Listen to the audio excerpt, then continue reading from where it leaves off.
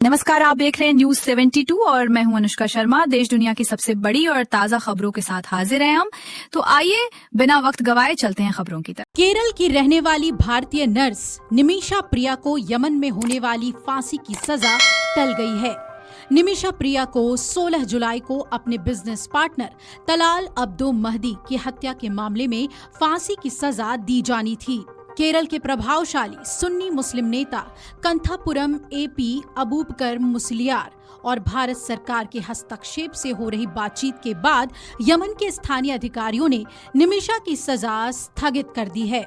बताया जा रहा है कि भारत सरकार ने हाल के दिनों में निमिषा प्रिया के परिवार को दूसरे पक्ष के साथ आपसी सहमति से समाधान निकालने के लिए और समय देने के लिए लगातार प्रयास किए हैं। भारतीय अधिकारी यमन के जेल अधिकारियों और अभियोजक कार्यालय के साथ नियमित संपर्क में रहे हैं। बता दें कि निमिषा प्रिया पर आरोप है कि उन्होंने साल 2017 में अपने यमनी business partner Talal Abdo Mahdi की हत्या कर दी थी।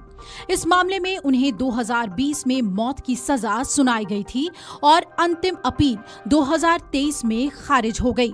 16 जुलाई 2025 को उन्हें फांसी देने की तारीख मुकर्रर की गई थी।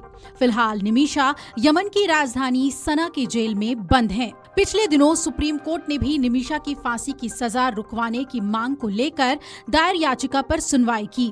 सुप्रीम कोर्ट में सरकार की ओर से अटॉर्नी जनरल ने कहा कि भारत सरकार प्रिया की मदद के लिए हर संभव प्रयास कर रही है।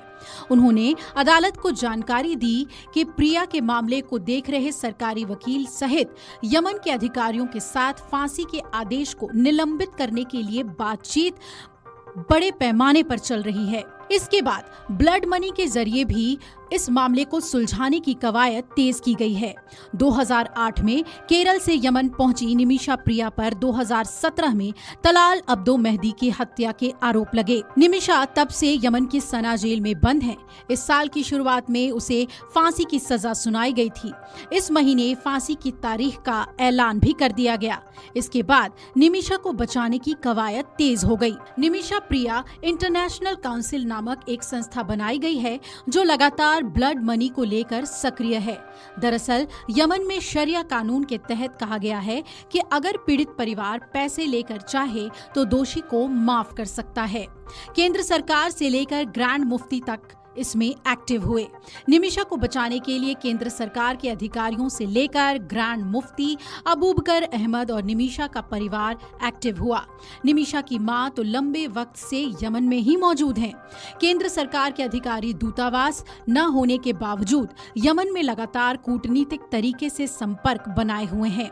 इसी का नतीजा रहा कि फांसी की मुकर्रर सजा से ठीक पहले निमिषा को राहत दे दी गई है। बड़ा सवाल ये है कि अब आगे क्या होगा। निमिषा प्रिया की फांसी की तारीख अभी सिर्फ टली है, फांसी पर रोक नहीं लगाई गई है, यानी अभी भी खतरा बरकरार है। भारत के अधिकारी और ग्रांड मुफ्ती लगातार यमन में तलाल अब्दो के परिवार को मनाने में जुटे हैं।